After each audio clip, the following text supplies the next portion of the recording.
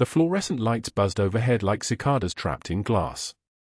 Cedar Creek Medical's emergency department existed in that peculiar gray space between midnight and dawn, where the fluorescence turned everyone's skin the color of old newspaper and the coffee in the break room had been sitting so long it had developed a skin. Natalie Hayes moved through it all without flinching. The antiseptic smell, sharp, chemical, almost metallic, had stopped bothering her somewhere around year 8. That was the thing about trauma work.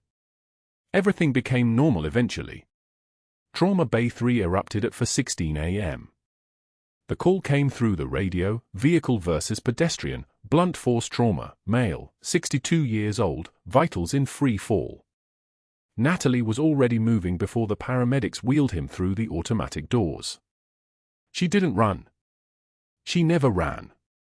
Her pace was something between a walk and a sprint, economical, the gait of someone who'd learned long ago that panic burned oxygen and wasted seconds. The patient hit the stretcher like a sack of wet concrete. Compound fracture of the left tibia. Abdominal bruising that suggested internal bleeding. His breathing sounded like wind through a cave, ragged, desperate, wrong. The intern across from Natalie went pale. New graduate, probably 3 months into his rotation, probably imagining the lawsuit if he made the wrong call. His hands shook as he reached for the 4 setup. 14 gauge, Natalie said. Her voice didn't rise. It didn't need to. Let the gravity do the work. The intern's hand steadied. Not because he was suddenly confident, but because the calm in her voice suggested someone who'd done this before. Many times. His needle slid in on the first try. Blood backed up into the chamber. Good. They had an airway. Natalie's hands moved across the patient's body with the methodical precision of someone reading Braille. Palpating the abdomen. Assessing for rigidity. Checking for rebound tenderness. 2 broken ribs on the right. The sternum was intact, but the force pattern suggested he'd hit something solid, something unforgiving. A lamppost, maybe. A fire hydrant. It didn't matter what. What mattered was understanding what the body was trying to tell her. Pain was data. Data was survival. O2 sat, she asked. 91% and dropping, the intern said. Type N cross. Get 2 units of ONEG up here now. Natalie's eyes found the trauma surgeons as he entered the bay. Dr. Harrison. Good hands. Steady. She gave him the abbreviated rundown: mechanism of injury, vitals, timeline. 30 seconds. That was all a good handoff took.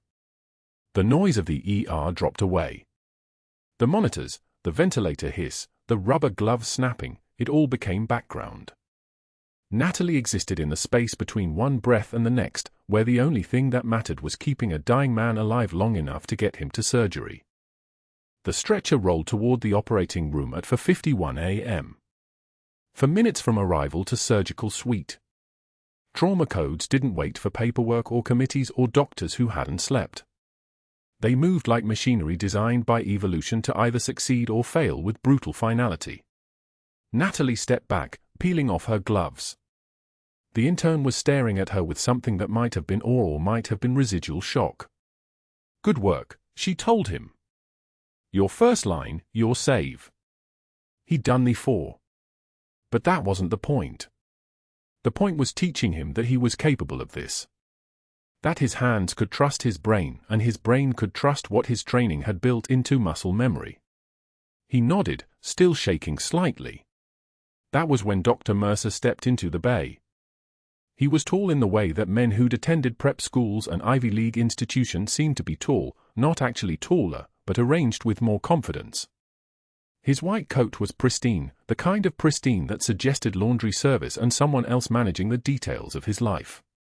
He was maybe 50, his hair the color of weathered silver, his jaw the kind of feature that probably made his medical school classmates take him seriously before he'd ever actually earned the right. Hayes, he said, not quite making it a greeting. That was quite the display. Natalie was already washing her hands. The soap smelled like flowers that didn't exist in nature. Patient presentation was unstable. We provided stabilization. Your positioning of the central line, he said, leaning against the counter. I've been reading your patient charts. Very unconventional approach. Not the standard taught in any accredited program I'm familiar with. Natalie dried her hands on a paper towel. She didn't look at him. Standard works for standard presentations. He wasn't standard. Dr. Mercer made a sound like he was considering something he'd found under a microscope. Still, it's interesting how you seem to anticipate complications before they manifest. Unusual. Almost as though you'd seen it before. Many times. The fluorescent lights hummed. Somewhere down the hallway, a monitor alarm began its high-pitched protest. Natalie threw the paper towel into the trash and turned toward the door. I've been meaning to discuss your background with Chief Patterson, Mercer continued. His voice had that particular tone, casual, almost friendly, which meant it was designed to sound harmless while delivering something sharp. Your credentials are excellent, of course. But I'm always curious how someone with your particular approach develops such, shall we say, unconventional techniques. Some might wonder if there wasn't more training involved than what the official record reflects. Natalie stopped at the doorway. She turned back just far enough to meet his eyes. She didn't flinch.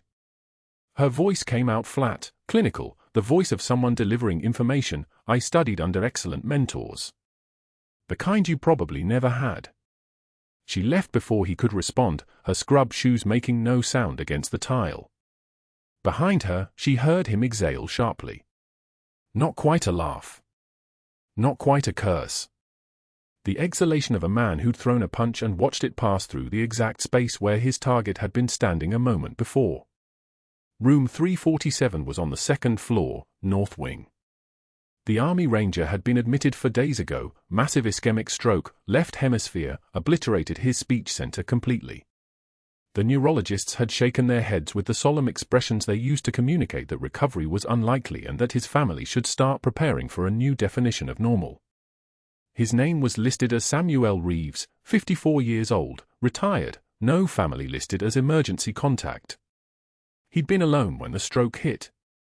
Found him sprawled on his kitchen floor like something that had been set down and forgotten. Natalie pushed into his room at 5:23 a.m., just before the day's shift was supposed to begin. Samuel was awake, staring at the ceiling with the kind of intensity that suggested he was trying to bore a hole through it with pure force of will. His left side hung slightly slack, the subtle paralysis that a stroke did to half the body. She'd seen it 100 times. Usually in patients who'd lived 80, 90 years. Not often in men who still had the shoulders of someone who'd spent decades carrying things that mattered. "Morning, Samuel," she said, checking his full line. The foresight looked good. No infiltration, no inflammation. "How's the pain this morning?" He couldn't answer. The stroke had taken his words. But his eyes moved, tracking her hands with the kind of focus that made it clear his mind was trapped behind the silence of his body. His right hand reached out, trembling, and she let him grab her sleeve while she worked. That was part of the job nobody taught you in nursing school. Sometimes people just needed to know someone was there.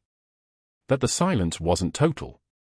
She was adjusting the fall line when she caught herself doing it. Her hands had shifted into a position she hadn't used since Ramadi.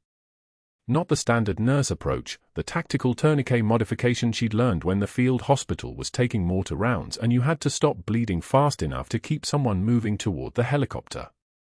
Her finger found his radial pulse, checked it, moved to the brachial point. The tourniquet simulation was perfect, seamless, the kind of thing that would have been invisible to anyone who didn't know what they were looking at. Samuel's eyes widened. His hand tightened on her sleeve, not from pain, not from fear, but from recognition. His mouth opened. No words came out. His stroke had taken those. But his free hand moved to the bedside table, to the jacket that hung draped over the chair beside his bed. His trembling fingers found the inside lining, found what was stitched there in faded thread, a unit patch. 3rd Battalion, 5th Marines. Dark Horse. The date stitched underneath, 2002 to 2009. Natalie's hand stilled on his full line. Samuel's eyes locked onto hers. His mouth shaped a single word, silent, his lips forming letters, angel. He tried again. Angel. Then something else, more urgent, his jaw working, Captain. She stepped back from the bed. The monitor beside him beeped its steady rhythm. 84 beats per minute. Normal oxygen saturation. Everything was normal. Everything was exactly as it should be. Samuel kept trying to speak, his throat making sounds that had no shape, his frustration mounting as his body refused to cooperate with what his mind was screaming. Natalie moved toward the door. Her composure held like a wall. "I'll check on you in a few hours, Samuel. Get some rest." She didn't see Dr. Mercer standing in the hallway until she'd already passed him. He was leaning against the nurse's station, reviewing a chart, his eyes lifting just far enough to track her movement before returning to his work. But she felt the weight of his attention. The way he was filing away observations, building a case from fragments. A patient's recognition. A moment of precision. The way she'd stepped back from the room like someone backing away from a grenade that hadn't detonated yet. The day shift nurses were arriving. She heard them in the break room, heard the coffee maker start its morning gurgle. Cedar Creek Medical came alive in these hours, the moment when the night shift was supposed to disappear and the day shift was supposed to care about things like continuity of care and professional courtesy. Natalie clocked out at 6:33 a.m. She'd worked 11 hours straight, but the paperwork made it 12 by the time the systems registered everything. She was heading toward the parking garage when her phone buzzed. A text from an unknown number, "Come to the chief's office now." The text had no punctuation. No greeting. Just a command delivered through a screen. She stood in the parking garage, the concrete around her tinted gray by early morning light, and felt something very cold settle into her chest. It was the feeling she'd gotten in Ramadi sometimes, the moment before orders came down, before the world got smaller and faster and more dangerous. She changed direction.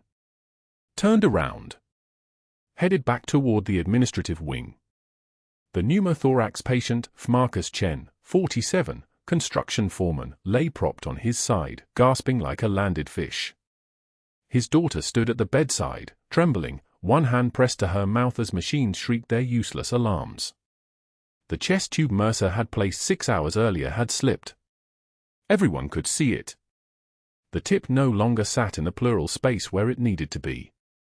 Marcus's oxygen saturation was dropping. 88. 84. 81. Natalie appeared at the doorway without a word. She moved to the bedside with the kind of calm that came from having performed this procedure intense under mortar fire, from having hands that remembered what the brain tried to forget. She'd changed the dressing that morning, routine assessment, and noted the tube's migration. Didn't say anything to Mercer. Didn't need to. She assessed the patient's ribs, the angle of insertion, the trajectory that would correct it. Her fingers found the entry site with precision. She loosened the securing suture. One deliberate movement. Repositioned. 2 stitches. Tape. Done. The oxygen monitor responded almost instantly. 85. 90. 92. Marcus's breathing settled from frantic gasping into something approaching human. His daughter's hand found Natalie's wrist, gripping it with the desperation of a parent watching their child's fever break. "Thank you," she whispered. "Thank you, thank you." Mercer stood in the doorway, his face darkening like a bruise spreading across skin. "Nurse Hayes." His voice cut through the room like broken glass. "What exactly do you think you're doing?" Natalie didn't turn. She was checking the monitor readings, confirming the tube placement by ultrasound, doing the work that competent people do when the patient matters more than ego. "This is a physician-level procedure," Mercer continued, louder now, making sure the daughter heard every word. "Are you playing doctor again? Because I'm beginning to wonder about your credentials." The daughter's face shifted. Relief replaced by confusion. Doubt. The kind of doubt that spreads through a room faster than infection. Natalie took one measured breath. She looked at Marcus's daughter directly, then back to the monitor, where numbers climbed steadily into the safe zone. She allowed herself one tear, just one, that rolled down her cheek before she wiped it away with the back of her hand. Her eyes moved to Mercer's, and they held his gaze with the kind of steadiness that came from having stared into the middle distance of combat zones and emerged intact. The scope of practice for registered nurses includes emergency stabilization, she said. Her voice was level. Not defensive. Not apologetic. A statement of fact, delivered the way someone states a law of physics. Perhaps you missed that lecture in medical school. She excused herself from the room. Mercer followed, his mouth open, searching for a comeback that wouldn't sound like a child's tantrum if spoken aloud. He settled for muttering something about boundaries and knowing her place as he walked past her in the hallway. The next morning, Natalie pushed through the employee entrance at 6:38 a.m. for her shift. The break room sat at the end of the nursing corridor, fluorescent lights casting everything in the color of stale coffee. She'd been coming to this room for 8 years. Made her lunch there. Celebrated birthdays there. Listened to Sarah talk about her daughter's soccer team. Heard Monica's endless complaint about her mother-in-law. Knew the rhythm of that space like she knew the rhythm of a ventilator. She opened the refrigerator, retrieved her lunch, turkey sandwich, carrot sticks, a bottle of water, and sat at the table where she always Saturday. 4 nurses entered together. Sarah. Monica. Beth. Karen. They saw Natalie. They saw each other seeing Natalie. The synchronization that follows when a decision has already been made. They gathered their lunches without speaking and filed out in single file, eyes angled away, shoulders curved inward. The kind of movement that animals make when they're removing themselves from a predator, or from something they've decided might carry infection. The break room door closed behind them. Natalie sat alone at the table, her sandwich untouched, and allowed herself to stare at the peeling paint on the opposite wall where someone had scratched an old graffiti tag. The silence in that room was the kind of silence that had weight. That pressed down. That made you acutely aware of your own breathing, your own heartbeat, the electrical hum of the refrigerator behind you. A sound from the doorway. Mercer, leaning against the frame with his arms crossed, his smirk positioned like a weapon he'd been waiting to deploy. Seems like the Florence Nightingale routine isn't winning friends, nurse nobody, he said. Maybe they know something about your credentials we don't. She didn't respond. Didn't flinch. Didn't offer him the satisfaction of her attention. She folded her sandwich into its container and stood to leave, her movements calm, deliberate, absolute. She passed by him close enough to hear him breathing, close enough that he had to step back to avoid actual contact. By Friday, her name was on the unit board. The notice appeared at 8:15 a.m., printed on official hospital letterhead, posted directly above the staffing schedule where everyone would see it within minutes. It was neither hidden nor shouted about. It simply existed in the white-hot center of Cedar Creek's daily bustle, a formal write-up, violation code 7.4, repeated procedural overreach, scope of practice violations, signature of chief of surgery, recommend disciplinary action. Mercer found her at the nursing station 45 minutes later. The entire team could hear him. That was the point. There was no privacy about shame. Shame was the meal to be shared with everyone. 3 days off, he said, handing her the suspension notice. His voice was casual, the way someone might discuss the weather. Think about whether you belong here. The room around them went perfectly still. The kind of still where you could hear the hydraulic breath of the automated doors down the hallway, where you could hear the tick of your own nervous system. Mercer leaned in closer, his voice dropping to a whisper that only she could hear, his words shaped like a blade being turned in a wound. You're not special. You're just a nurse. One tear escaped. Natalie felt it slide down her cheek before her brain could stop it. She wiped it away, her hand steady, her eyes never leaving his. The trembling wasn't fear. It was restraint.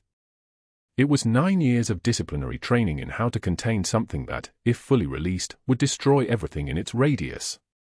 It was hands that had learned precision in circumstances where imprecision meant body bags. "You have no idea who you're doing this to," she said. Her voice had dropped an octave. Not angry. Not loud. Just different. Like someone had adjusted the frequency to a range where it made the air itself change pressure. She walked out of the nursing station without waiting for a response. No tears in public after the first one. No breakdown. No retreat to a supply closet for 30 seconds of privacy. Just a nurse walking toward the exit, suspension notice folded in her pocket, 8 years of invisible service and competence, leaving a hospital that had decided competence without credentials wasn't worth believing in. In room 347, the mute Army Ranger sat watching the hallway through his partially open door. His eyes tracked her passing, the particular quality of recognition that lives in people who have survived things together, who have bled in the same tent, who have performed impossible feats under impossible circumstances. His mouth moved silently, forming words that had no voice to carry them. "Captain." His massive hand pressed against his chest, over his heart, over the faded unit patch still sewn into the lining of the jacket folded in his chair. She didn't look at him. Couldn't. The moment their eyes met would be the moment the entire hospital would see something they weren't meant to see yet. The moment would fragment everything and reveal everything. She kept walking. 3 days of suspension stretched ahead like a sentence. She spent them at home, her 8-year-old daughter asking why she was home, asking if mommy was sick, asking questions that didn't have answers. At least not the kind of answers a child could understand. Not the kind that explained how sometimes the world takes your gifts and treats them as crimes. How sometimes the people you help turn on you the moment someone more important tells them to. She sat at her kitchen table on the third evening, staring at nothing, when her phone exploded. 7 calls in 2 minutes. The screen lit up with the hospital's main number. Charge Nurse Daniels. Administration. Another nurse she didn't recognize. Another call she didn't answer. The voicemail that finally cut through everything arrived at 6:43 p.m. Daniel's voice, tight with crisis management calm, mass casualty. Construction crane collapse on the site behind 5th and Madison. 18 workers confirmed. All staff recalled. Now. No exceptions. Natalie stood without making a decision. Her body had already made it. She grabbed her keys. Told her daughter to call Mrs. Patterson next door. Left in less than 90 seconds. The drive back to Cedar Creek Medical took 8 minutes instead of 12. She ran 2 lights that would have justified it. The parking lot was already chaos, ambulances screaming in, orderlies running, the particular controlled panic of a hospital receiving more catastrophe than it was built to process. Blood smeared the pavement. Someone's boot lay discarded near the entrance. She pushed through the trauma bay doors without checking in, without clocking in, without any of the usual rituals that mark belonging. No one stopped her. In that moment, the hospital needed hands more than it needed credentials. The ER was gridlocked. Gurneys everywhere. Patients bleeding on stretchers in the hallway, waiting for rooms that were occupied by other patients bleeding on gurneys. Doctors running between stations. Nurses moving like they were operating on pure adrenaline and prayer. That was when she saw him. The mute Army Ranger from room 347 lay collapsed in the corridor near the evacuation route. His lips were the color of slate. His eyes had gone that particular shade of blue that meant the oxygen wasn't getting through. His massive frame was seizing subtly, the kind of desperate muscular spasm that comes when the brain is being starved. Natalie moved to him without thinking. Didn't think. Didn't pause. Her hands assessed before her eyes could fully process. She felt for a pulse. Rapid. Thread-thin. His chest heaved in the pattern of someone trying to pull air through a blocked pipe. His fingers were already turning purple at the edges. Mercer stood 6 feet away, frozen like a statue, his hands paralyzed, his mouth open but producing no words that meant anything. Around them, the chaos continued. The code cart was 3 rooms down the hallway, blocked behind a wall of gurneys and paramedics. The call button would bring someone in 30 seconds. Maybe 40. The ranger had 90. Natalie pulled a pocket knife from the side pocket of her scrub pants. A habit from Ramadi that she'd never broken. Never carried in the hospital because she'd learned to hide the parts of herself that required weapons. She flipped the blade open, 3 inches, surgical steel, sharp enough to split a hair. "What is she doing?" A nurse gasped from somewhere in the hallway. Natalie didn't answer. The ranger's eyes locked onto hers, and in that moment, recognition bloomed, the kind of recognition that crosses 11 years of separation, that says, "I know what you are about to do. I know you can do it. Do it." She positioned her fingers on his ribs. Second intercostal space. Midclavicular line. The anatomical landmark that was burned into her muscle memory from 3 tours and 43 lives that had depended on her getting it exactly right. She didn't hesitate. The blade moved with precision that took less than 2 seconds. 3 days. That's how long Natalie had been home when her phone exploded in the produce section of Kroger at 2:02 p.m. on a Thursday. 7 calls in 2 minutes. The first came through while she was reaching for bell peppers. Unknown number. She let it ring. The second hit before the first went to voicemail. Then a third. Fourth. The phone buzzed like something wounded, vibrating against her palm with the insistence of a trauma alert. Through the car window 20 feet away, she could see her 8-year-old daughter in the back seat, coloring in a workbook, oblivious. Natalie's jaw tightened. The 5th call came from a number she recognized. Administrator Chen. She answered. "Natalie, we need you back. Now." Chen's voice was tight, clipped. "Mass casualty. Bus collision on Granby Street, 42 patients incoming. All hands." The 6th call was already waiting. Then the 7th. Natalie didn't ask questions. She abandoned the basket, walked straight out of the store, buckled her daughter into the car, and drove toward Cedar Creek Medical with both hands steady on the wheel. The voicemail messages played back on speaker, fragmenting the drive into a series of disjointed crises. 23 patients in the ER. 12 in surgery. The ICU was overflowing into the hallway. And then, the final voicemail, left by a trauma nurse named Rodriguez, her voice tight with panic. "Ranger patient in 347, the mute guy, he collapsed in the hallway. Pulmonary embolism. He's crashing. Dr. Mercer is frozen. Someone needs to help him now." The line went dead. Natalie dropped her daughter at the main entrance where the hospital volunteers had already opened a disaster response station, rushing in staff and supplies. "Stay with Mrs. Patterson in the lobby. Don't move." The girl nodded, sensing something in her mother's voice that meant compliance. Natalie was already moving. The hallway hit her first, controlled chaos that felt like a combat zone. Gurneys crowded the corridors. The smell of diesel exhaust and antiseptic mixed with something darker, blood and fear. Rubber gloves snapped like gunshots as nurses scrambled between patients. The ventilators wheezed their mechanical rhythms. Monitors beeped in overlapping patterns that created a singular, urgent song. She cut through the ER toward room 347. And there he was.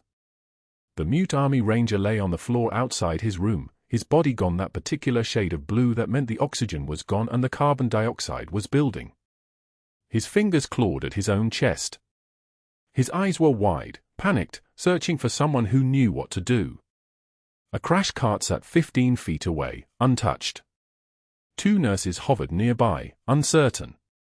Rodriguez was screaming for someone to get the attending. Dr. Mercer stood 5 feet from the patient, frozen. His face was pale. His hands hung at his sides. His mouth opened and closed like something mechanical trying to restart. He'd seen trauma before, certainly. He was an attending physician at a level 1 trauma center. But there was something about this moment, about the ranger's eyes locking onto his with the specific plea of someone drowning, that had shattered whatever clinical composure Mercer maintained. His breathing was shallow. His eyes were too wide. He wasn't helping. He was waiting for someone else to. Natalie didn't break stride. She hit the floor next to the ranger and her hands moved on their own, the muscle memory of someone who'd held pressure on a femoral artery in a desert operating room while rounds came down like hail. Her fingers found his ribs. The intercostal space between the second and third ribs, midclavicular line. She knew it like she knew her own heartbeat. Her left hand stabilized his chest wall while her right moved with fluid precision. The blade, her pocket knife, a Benchmade that had been with her for 8 years and had saved lives in 3 countries, was already open. One motion. The needle decompression took less than 90 seconds. Insert. Angle. Feel the resistance of the pleural space. Push through. The hiss of air escaping sounded like relief itself. Natalie watched the ranger's chest expand, watched the blue drain from his lips, watched color flood back into his face like someone resurfacing after drowning. His eyes locked onto hers for one moment, recognition, gratitude, something that looked like knowing, and then she was already pulling back, already moving. O2 sat, she called. Climbing, Rodriguez said, eyes locked on the monitor. 78. 82. 88. Stable. Stable. The room went dead silent. Nobody moved. Nobody breathed. The monitors continued their digital symphony, but every human sound ceased. The ranger's breathing steadied. His hand found Natalie's wrist and squeezed once, hard, the grip of someone who understood exactly what had just happened and what she'd risked to save him. Then Dr. Mercer made a sound. It wasn't quite a word. It was something closer to a gasp, but it came with his face going white, then red, then a color that suggested his blood pressure had just spiked into dangerous territory. His eyes fixed on Natalie's face, on the blade she was wiping clean on a sterile cloth, on the perfect competence with which she was already securing the ranger's for, already checking his pulse, already doing everything a physician should have done and hadn't. His expression shifted. The shock twisted into something darker. Fury. He turned and walked away without a word, his phone already in his hand before he reached the hallway. Natalie heard him find a quiet corner near the stairwell. She heard his voice, tight and controlled and loaded with something that sounded like desperation masquerading as outrage. Tom, we have a rogue nurse performing unauthorized surgery. She just cut into a patient with a pocket knife. I need her credentials pulled. Now. I don't care if she's on suspension. I don't care if she's the hospital mascot. Unauthorized thoracotomy. That's not practice, that's assault. Natalie didn't flinch. She didn't look away from the ranger, whose breathing had normalized, whose vitals were climbing back into the range of human survival. She kept working. This was the other part of the life she'd buried, the part where you moved forward when the world tried to bury you, the part where you did what needed doing even when you knew the cost. The next 2 hours unfolded like dominoes. Mercer's call to Tom, his medical school roommate, now chief of the hospital board, triggered a cascade. Within 30 minutes, a second call went to the state nursing board. A third to the hospital's legal team. By 4:15 p.m., Natalie's credentials had been flagged for investigation. By 4:02 p.m., she'd been summoned to Administrator Chen's office. Chen sat behind his desk. Mercer stood beside him, arms crossed, his expression carrying the particular satisfaction of someone who'd just detonated a trap he'd spent days constructing. The document on the desk was already printed, already signed by a lawyer Natalie had never met. Immediate termination, pending investigation, Chen said quietly. Your nursing license is flagged. There will be an inquiry into your credentials. Dr. Mercer has filed a formal complaint regarding unauthorized medical procedures. Natalie didn't argue. She didn't explain. She just nodded and turned to leave. As she passed Mercer, he smiled. It was the smile of someone who believed he'd just won. The drive home took 15 minutes. Natalie sat at 3 red lights without seeing them. The rain started somewhere around Colley Avenue, hammering the windshield like applause for a performance that had just ended. By the time she pulled into her driveway, water was streaming off the roof and the sky had gone the color of old bruises. Her daughter was asleep when she got there, having been brought home by the hospital's crisis coordinator. Mrs. Patterson had left a note and a container of lasagna on the kitchen counter. The house was quiet except for the ticking of the clock above the stove and the sound of rain on the gutters. Natalie sat at the kitchen table. She didn't turn on the lights. She just sat in the gathering dark and let the weight of it come down, all of it, the years of pretending, the files that didn't exist, the Pentagon liaison who'd told her that Captain Natalie Hayes was dead, that surfacing would endanger national security, that the mission in Ramadi, the one where her entire unit had been erased from official records, would remain erased. She'd chosen invisibility. She'd chosen to be nobody, to be safe, to be forgotten. She'd chosen wrong. The tears came then, silent and steady, not from fear or defeat but from the specific exhaustion of someone who'd been running too long and finally stopped. Her hands, steady enough to save lives, shook as she pressed them against her face. Outside, the rain continued. Inside, in the silence of a kitchen that had never known who she really was, Natalie Hayes let herself mourn the identity she'd tried to bury. The footsteps came down the hallway at 7:34 p.m. Small feet. Careful. Her daughter, half asleep, saw her mother at the table in the dark and something in her child's brain registered the wrongness of it. The girl didn't speak. She just moved around the table, small hands reaching up to touch her mother's shoulders, fingers finding the tremor there that had nothing to do with fear and everything to do with restraint. "Mommy, why are you home early?" Natalie closed her eyes. Her daughter's voice, innocent and questioning, made the weight heavier and lighter at the same time. Outside, a car pulled up the driveway. The code team parted like water. Natalie dropped to her knees beside the mute Army Ranger. His chest rose and fell in panicked, shallow gasps. Oxygen saturation 68 and falling. The monitor screamed its fractured rhythm. One of the residents pushed a defibrillator pad toward her. She didn't look at it. Didn't look at anyone. Her hands were already moving, already knowing. The code cart jammed. Someone cursed. A nurse fumbled with the crash medications. Natalie didn't wait. Her fingers found the intercostal space by touch alone, second rib, midclavicular line, the muscle memory of a woman who'd done this in darkness, in blood-soaked tents, while mortars shook the walls. She pulled a pocket knife from her scrub pocket. The blade gleamed under the fluorescent panels. The room contracted. Everyone froze. She didn't hesitate. She didn't blink. The needle slid through skin and intercostal muscle. The hiss of air escaping, a sound like pressure releasing from a tire, like hope rushing back into dead tissue. Oxygen climbing on the monitor. 72. 78. 84. The ranger's chest rose deeper. His eyes opened. Found her face. Recognition flooded his expression, the kind of recognition that doesn't come from 3 days in a hospital bed. It comes from foxholes. From knowing someone's name before they speak it. Sinus rhythm stabilized. Breathing synchronized. "Get him stabilized," Natalie said. Her voice had dropped an octave. "Stat chest X-ray. Prep ICU bed 4. Not a request. A command." The team moved like she'd flipped a switch. No one questioned. No one pushed back. The ranger's hand found hers, a pressure, a grip, a thank you that lived in the space where words had died 3 days ago in his stroke ward. She released his hand and stood.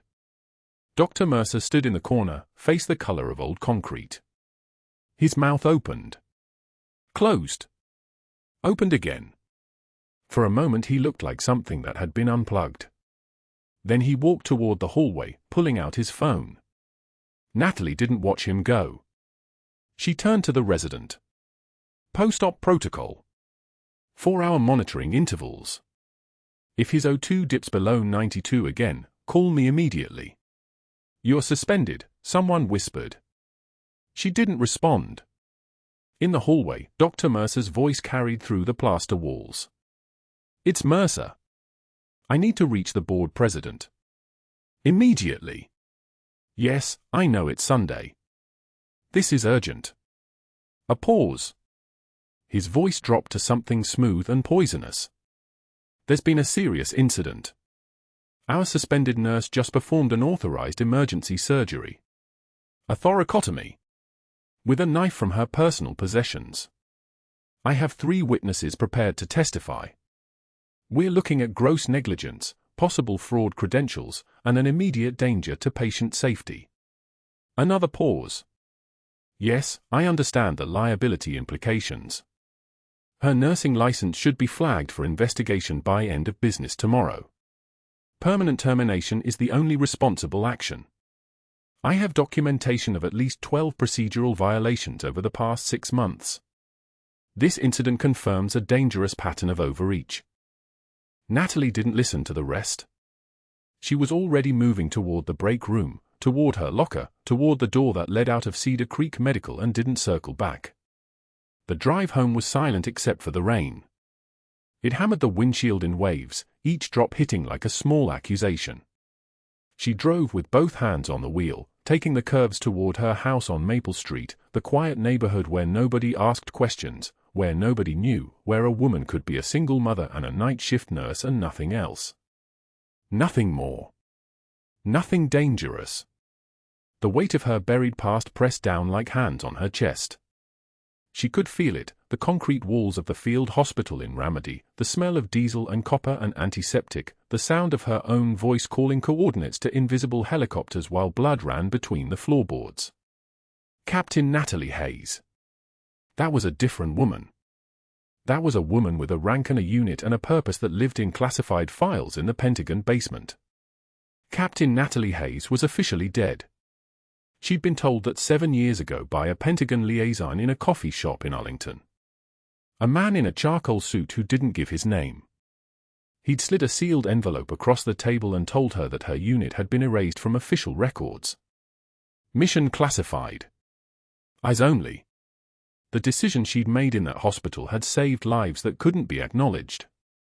The decoration she'd earned couldn't be worn. The name she'd carried couldn't be spoken. Surfacing would endanger national security, he'd said. Surfacing would put her family at risk, he'd meant. So she'd buried Captain Natalie Hayes in Arlington Cemetery next to soldiers who actually died there. She'd taken a civilian name, Hayes was her mother's maiden name, and she'd learned to smile without showing her teeth, to speak without giving orders, to walk through a room without people moving out of her way. She'd learned to be small. The house was dark when she pulled into the driveway.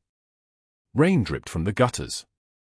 She turned off the engine and sat in the silence, hand gripping the steering wheel, counting her breaths the way she'd been taught to count breaths under pressure. In for 4. Hold for 4. Out for 4. The way you breathed when there was nothing left to lose. She went inside. The kitchen light flickered on automatically. She sat at the table, the same table where her daughter did homework, where they ate dinner, where they built small normal lives out of the rubble of everything she couldn't tell her. Her hands were shaking. Actually shaking. The trembling wasn't fear. It was restraint. It was 8 years of pretending to be someone smaller than she was, and the cost of that pretending finally catching up to her handcuffed to a chair that was supposed to be safe. She laid her head down on the cool table. The footsteps on the stairs were small and careful. Her daughter came down in pajamas, rubbing sleep from her eyes. She was 8 years old and observant in the way only children whose parents don't talk about themselves can be. She noticed everything because her mother gave away so little. She stopped when she saw Natalie at the table. Her daughter crossed the kitchen in 3 steps and pressed her small hands against her mother's shoulders. The touch was light. Questioning. "Mommy? Why are you home early?" Natalie couldn't lift her head. Couldn't speak.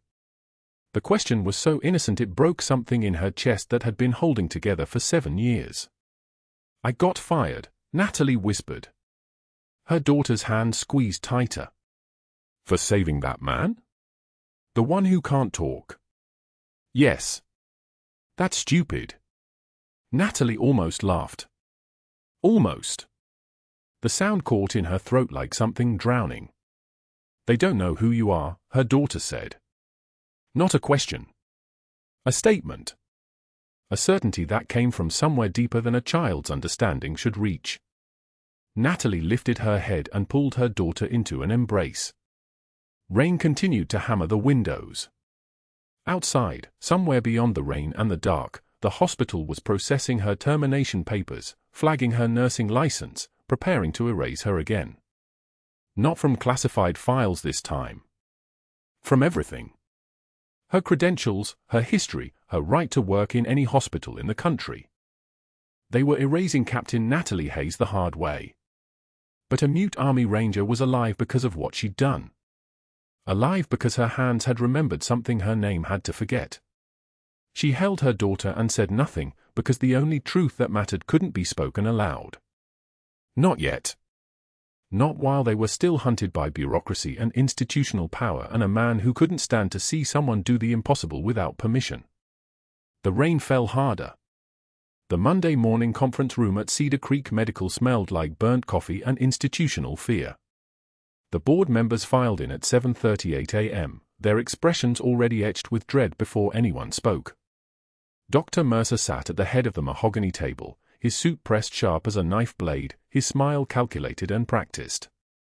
He'd been preparing for this moment since Wednesday night when security footage first surfaced. He had his story locked down. The narrative was simple: a rogue nurse, operating outside her scope, performing unauthorized procedures, and he, Dr. Richard Mercer, was the one courageous enough to stop her.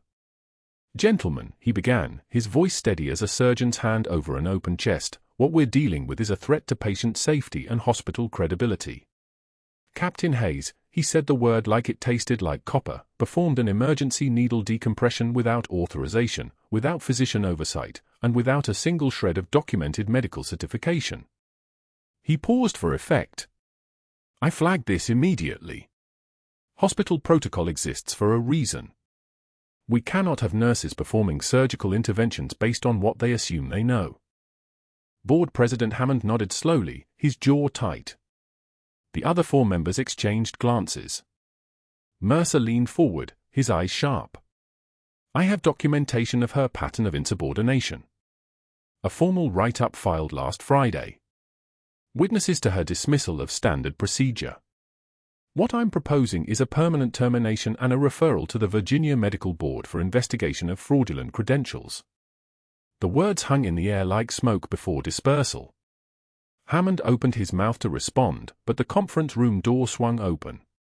An orderly pushed a gurney into the space, apologizing immediately. "Wrong room, wrong floor," he was looking for pre-surgical clearance. But the patient on that gurney, a Syrian national with dark intelligent eyes and the bearing of someone who'd seen violence younger than he should have, locked his gaze on Natalie Hayes the moment he entered. Natalie stood against the far wall, her hands folded in front of her, her expression neutral as stone. She'd been called to this hearing without knowing why, without a lawyer, without anyone in her corner. The man on the gurney's eyes widened. His whole body went rigid. "Al-Malik al-Abayad," he whispered. Then louder, his broken English cracking with emotion, "The White Angel. It is you. It is you." He tried to sit up, his voice rising. "She saved us.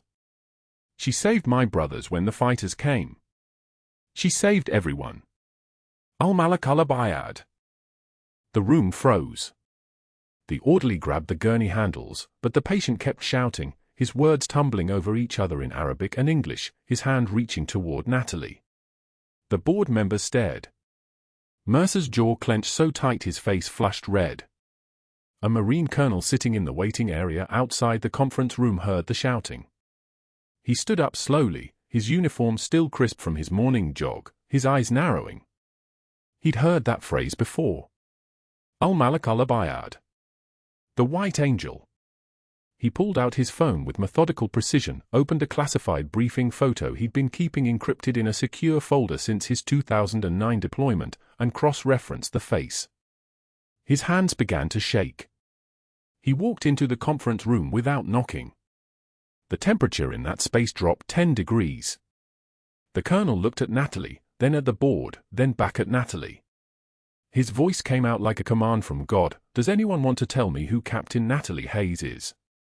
He didn't wait for an answer. He read directly from the briefing, Captain Natalie Hayes. Silver Star recipient. 3rd Battalion, 5th Marines. Ramadi Siege, June 2008. Credited with saving 43 Marines when her unit's field hospital came under sustained mortar fire for 16 consecutive hours. Tactical field surgery. Combat tourniquet modifications that are now standard military doctrine. The White Angel. That's what they called her. The words landed like detonations. Mercer opened his mouth. Nothing came out. He tried again. This is absurd. This is some kind of... The conference room doors opened again. A 2-star general in dress blue stepped through, his presence filling the space like gravity itself had shifted. He'd been visiting a wounded soldier 3 floors down. He'd overheard the commotion. He'd pieced together what was happening with the kind of tactical awareness that came from 38 years of military service. In his hand, he held a faded unit patch. Someone had retrieved it from the mute Army Rangers' jacket lining. The 3rd Battalion, 5th Marines insignia. Bravo Company medic patch. The general's eyes found Natalie's and held them. Every single muscle in his body contracted into a position of absolute respect. His hand rose to his temple. The salute was perfect. Rigid. Honoring. Acknowledging decorations she no longer wore, a rank she'd tried to bury, a sacrifice that hadn't been forgotten. Captain Hayes, he said, his voice quiet as a prayer. Welcome home. The silence that followed wasn't empty. It was the sound of institutional collapse happening in real time. Board President Hammond's face had gone white. The other members were scrolling through their phones, fact-checking, searching for any reference to Captain Natalie Hayes. They found them. Declassified documents. Military records. Medal citations. Everything Natalie had buried for 7 years was suddenly, brutally, irrevocably public. Mercer stood up. His hands were shaking. This changes nothing, he said, his voice cracking. Protocol is protocol. She still violated hospital procedure. I want her permanently terminated. I want... Doctor, the general said quietly, I suggest you stop talking. But Mercer couldn't stop. His entire identity was wrapped around hierarchy, around being the smartest person in the room, around the kind of institutional power that came from prestigious credentials and the ability to destroy people who didn't play by his rules. Watching a nurse, a woman he'd humiliated, suspended, and tried to destroy, revealed as a decorated combat officer shattered something fundamental inside him. He pulled out his phone with shaking hands.